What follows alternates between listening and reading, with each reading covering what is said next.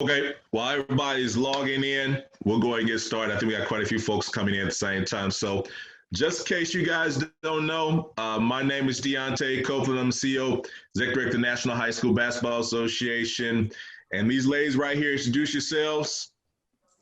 Hey everybody, you probably already know, but my name is Shelby, intern here at NHSBA. And before I get started, I just want to encourage everybody to follow our social media pages. We post full interviews, all of these, onto our YouTube, and we preview the speakers each week on there. I'm going to put the links in the chat if you would go follow it. It's for your own benefit.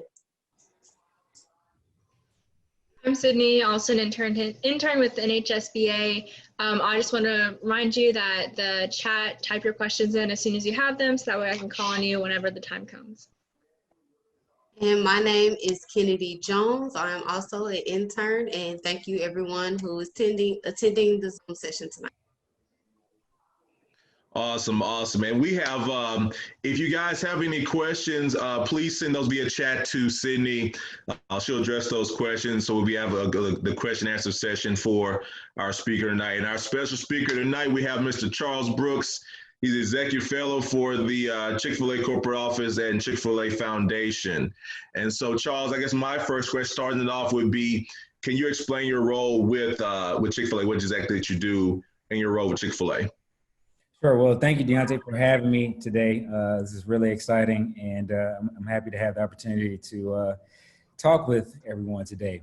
Again, so my name is Charles Brooks. I've been with Chick-fil-A for the past 4 years now, starting in 2016, and came in as an executive fellow. And essentially what that is that Dan Cathy, our CEO, selects a Morehouse graduate who's had at least a year or two of work experience, and he has them come work with him directly.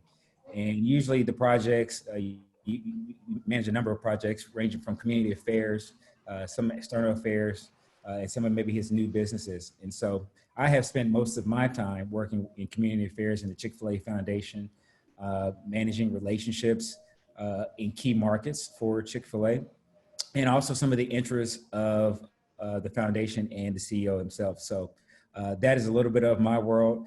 I've been doing that again for the past 4 years, and each year is something new. The Chick-fil-A Foundation is continuing to expand its influence, and more importantly, continuing to do the important work in communities that we serve. With over 2,000 locations across the United States, and being a $12 billion business, there's a bit of social responsibility that is required. And so we want to make sure we channel that energy in the right direction, in the right place. And so I try to help with that. Well, before, I know Shelby got a question, but I got to give you a shout out. This right here, this is why you got to stay in business right here, because I'm always buying this on a regular basis. Man, eat more chicken, eat more chicken. Had to do it, man. Had to do it. So, yeah, so Shelby, what you got? I was reading your bio that you sent us, and you said that you're applying for law school. So I was just wondering how your experience at Chick-fil-A has helped you in your application to law school. Sure, great question. So I'm looking at law school and business school as well. And so what I would say is that one of the things I've learned post undergraduate is just the importance of relationships. And so in business, it's important to have relationships to not only continue to do business and improve with business, but it just makes things easier. And so I've learned to kind of take that same approach when networking with individuals who have went to business schools, went to law schools, and asked for their information and their advice on the application process, on what school is like itself, and then more importantly, what's life like after school. And so by having these conversations with some of our partners and just people we do business with, and even employees internally who have went down that path of law school and business school, asking questions and getting information from them on what's going to be the best way to use that time. I mean, because it's costly, it's not cheap, and it does require your time. And so time is one of the most, if not one of the most important assets that you have. So you want to be able to manage that. So to answer your question more specifically, what I do is use my position to establish relationships and ask questions about the process and what life is going to be like and what opportunities may come because of that experience. Great question. So yeah, I'm really excited for all that you have for the future. So I want to know, what is your favorite part about your job working there at Chick-fil-A? So I get a chance to work with some really incredible people. I've never seen anything like it before. The culture of Chick-fil-A is like no other. And there's a saying that I've learned as it pertains to culture and strategy. And so that saying is, culture eats strategy for breakfast any day. And so I think Chick-fil-A has done an excellent job of being able to get the entire employee base to accept and buy into the actual culture and some of the things that in the spirit of Chick-fil-A that employees want to talk about. One of the things that I find quite interesting is that Chick-fil-A is the first company that I ever worked for where everyone knows the actual mission statement. And so that is just really, I haven't really seen that at many other places. And that's just hard to do for people to actually be able, to know it and to recite it.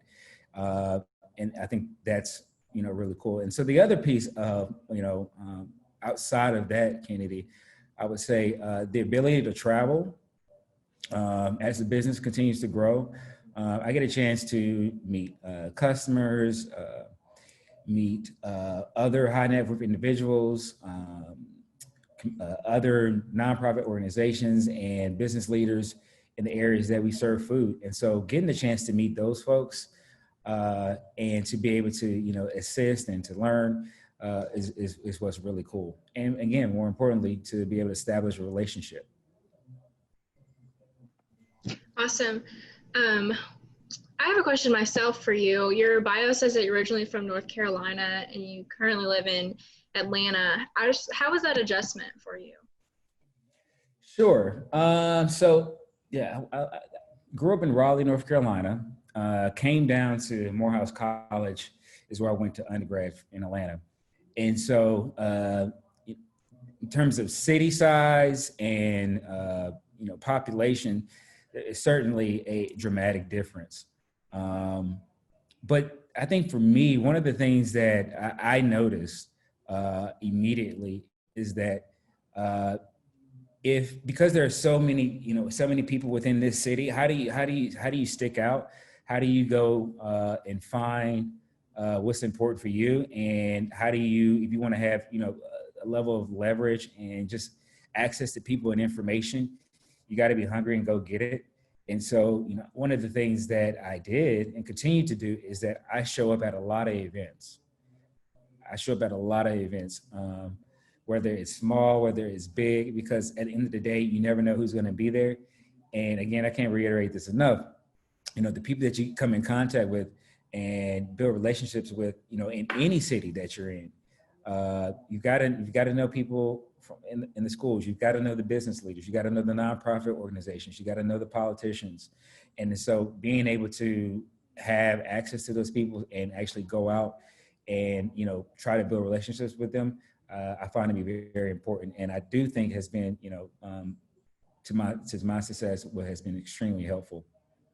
So basically, I guess I put on my big boy pants. That's some really good advice.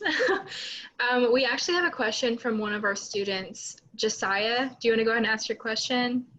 Yes, I would. I was asking, what advice would you give us if we were in your position right now? What do you mean in my position? Say if we were interested in being a part of the corporate, what advice would you give us, if that makes sense? So yeah, Chick-fil-A has a few requirements to work at the corporate office. One, you definitely need to have your undergraduate degree. And then two, you're gonna need a level of work experience within whatever particular field that is.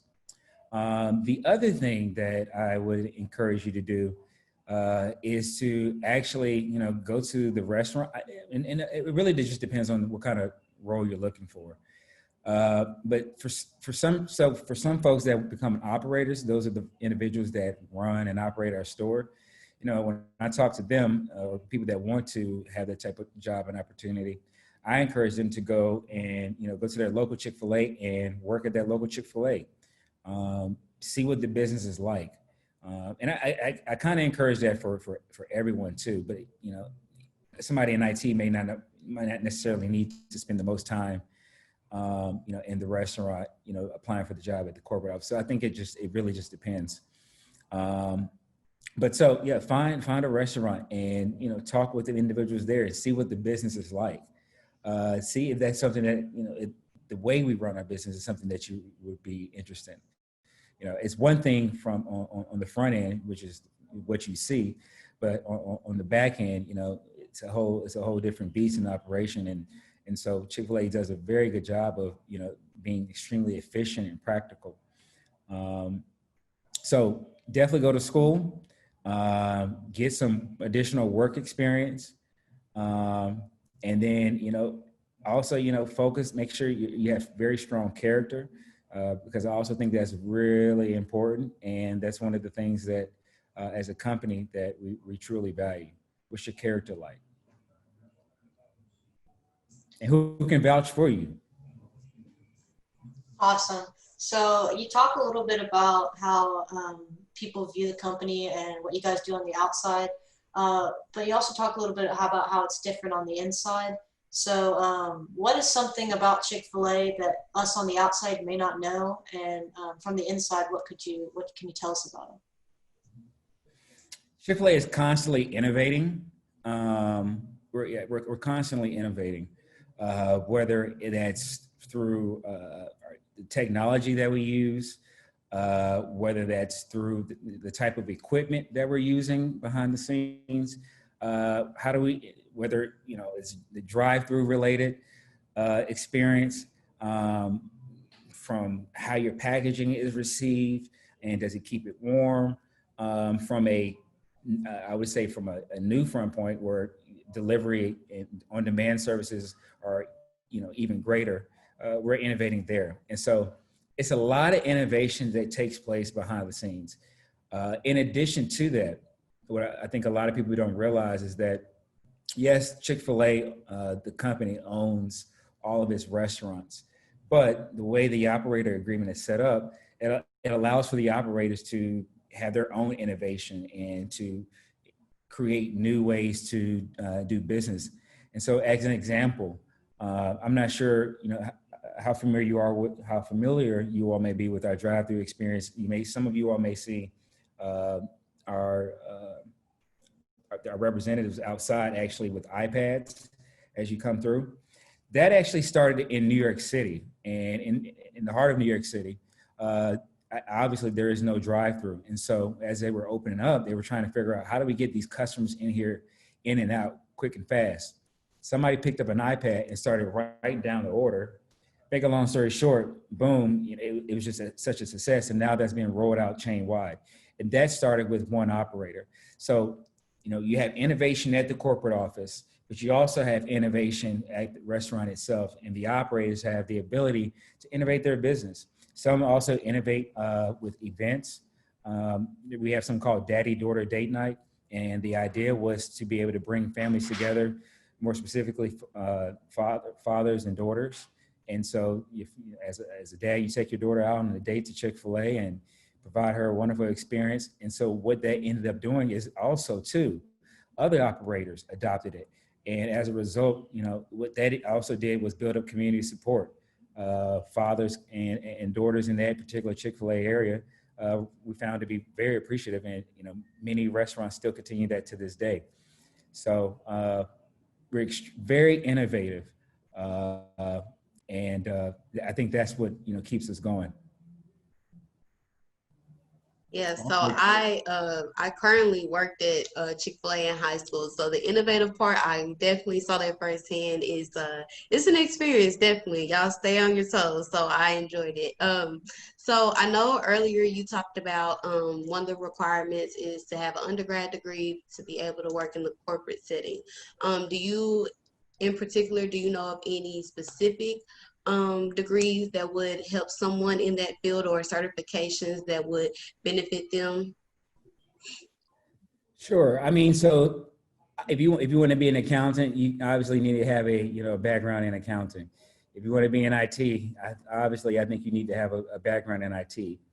I will say I do think it's more traditionally it's more helpful to align your degree, whether that's in marketing, with a marketing position. But it really depends, and I feel a little. I'm in a bit of a conflict because my degree was in philosophy. And so, part of me always tells people that to a certain degree, it doesn't always matter what your degree is. It's really how you use it. And more importantly, how you use it to actually get in the door and do business. But that doesn't necessarily work for everybody. So, I'm a little cautious with that recommendation. But the point about that is that I wouldn't necessarily allow your degree to dictate what opportunities that you may have. And so, but again, at Chick-fil-A, I think a business degree in marketing, accounting, in finance, in communications, those roles are always helpful, and we always need those roles for sure.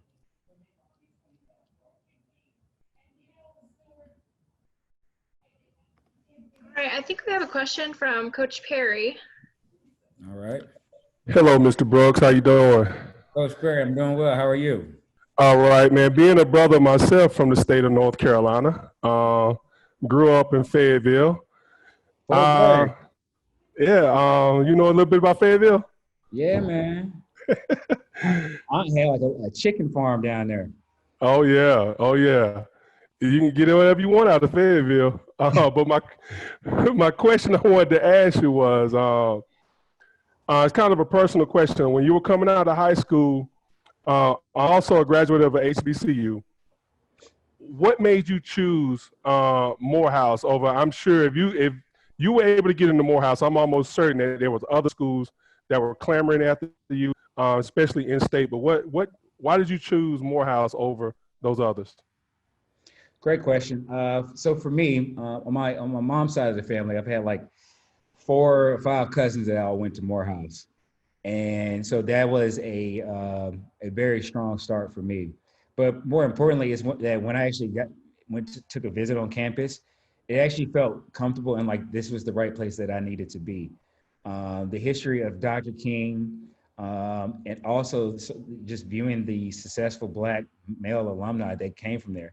And these guys were successful in several different industries and different lines of businesses, from entertainment to law, to finance, to nonprofit, to government. All of those things were very attractive. And to see people that look like me as a male, to see them, or to hear their stories going from high school through Morehouse College and to see where they were today. And, also too, watching my cousins, who are older than I am, seeing how successful they have been in Atlanta and with their degrees across the country with Morehouse. That really clinged to me. And then it wasn't until much later on when I actually started, building. Morehouse is like a big fraternity too, and so you only have each other. And so, you really buy into that, and it can really work wonders for you. I actually, part of the reason why I'm in the job that I am today is because of another Morehouse guy. Even my previous job before, where I was working at Oracle in sales, was through Morehouse. My time at the Clinton Foundation was because of a Morehouse and Spelman, relationship. So it has certainly paid off for me. But it was watching my cousins and seeing how successful they were, looking at other alumni, seeing how successful they were, and then 3 being bought into the actual Morehouse brotherhood and family was something that I was very attracted to. All right, well, I won't hold that against you, man. You picked the right colors, though. Just the wrong school, but the right colors, man. What's your school? North Carolina Central University. Oh man, you're an Eagle. So my sister went to Central. Yeah, I knew something about you that was like, yeah, you all right, you'll work. Good old Durham, North Carolina. Bull City, baby. Yes, sir. That was a good question, Coach. We have another question from Terrence. If you want to go and ask your question.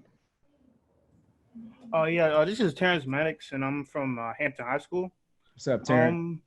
I just noticed that there's a pattern with successful people. Always talking about relationships with coworkers, other people.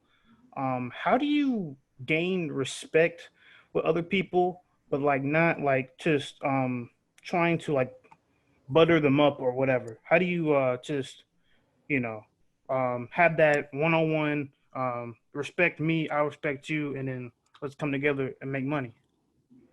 Sure, great question. So I think it's two things, and I think sometimes people lose sight of these two really important things. One, be yourself. Unequivocally, be yourself. You are intelligent enough. You can communicate well. You don't have to second guess yourself. If you're in the room, then it is your obligation and responsibility to speak up and say something. But be authentically you. Okay. And then secondly, it connects to the first point. Be honest. Tell the truth. Sometimes people within business think that telling the truth may hurt someone's feelings, and they may perceive you a certain way. But honestly, I've been able to get some of the best deals done at my time at Chick-fil-A with some of our other partners and other high net worth individuals, et cetera, is by being completely honest, candid, whether that's whether that's in a meeting or behind the scenes. Each person is different, but people really appreciate the truth, especially when they know it's coming from a place of love and that you're not trying to take advantage of them, but you're just laying out the land, being honest about the conditions and the situation. So two things, yeah, again, be honest and be yourself. People can tell when you're faking. People can tell when you're trying to be somebody that you're not. And people don't really enjoy being around people that are not authentic. Just be authentic and tell the truth. Awesome. We have another one. Jeremiah, you're up.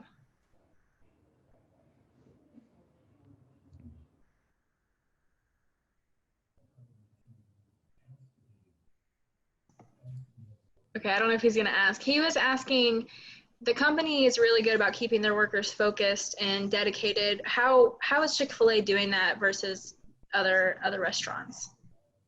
Sure. Good question. So part of it, this actually goes back to the way we select operators and really how we select talent across the business, but specifically how we select operators. So Chick-fil-A selects operators to run their restaurants.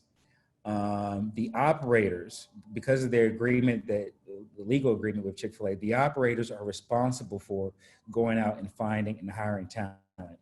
We, as a company, do not train the actual frontline employees that you all see at the restaurants. We cannot do that.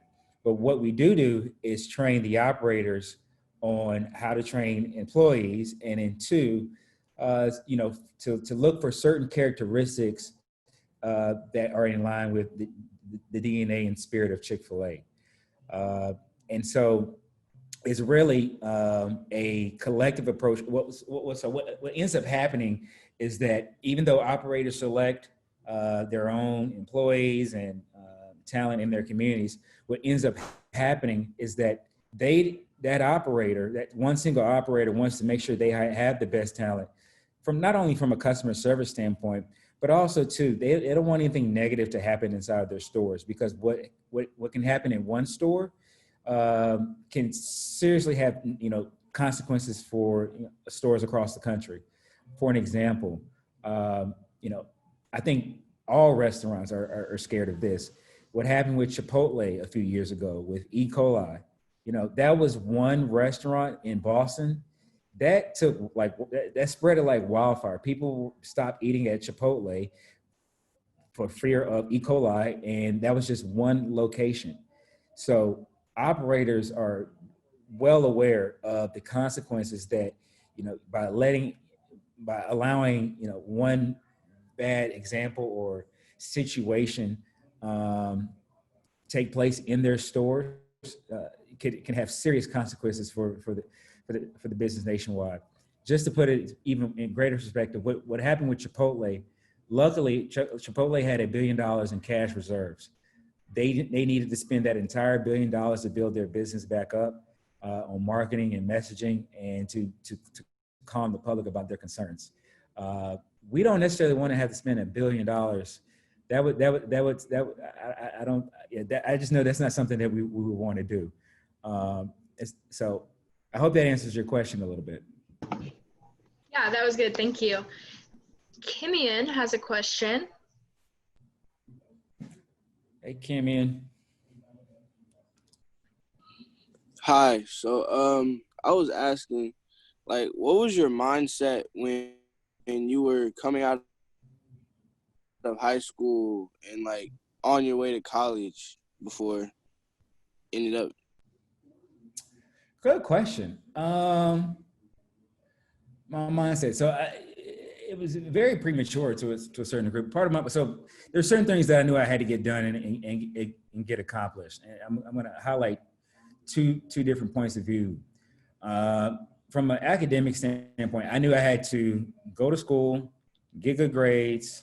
The other piece, I knew I had to get good grades because I needed scholarship money. And so my mother only offered one semester, and then I had to figure out the rest for myself. So I knew coming in that I had to take care of business, or else I was coming back to Raleigh, North Carolina, and I was having way too much fun in Atlanta. So I did not want to go back. So I knew I had to take care of business. So that was the first and foremost. Take care at school, meet as many people as possible, and see what you can do with that. But also, part of my, I would say, when I was coming from high school, my view and outlook on life, when I think about it, I think I was very actually insecure about some things about myself. And that's why, and that's why I want to encourage you all to know that, you all have what it takes to succeed. And, have that confidence going into situations. Your life experiences give you credibility.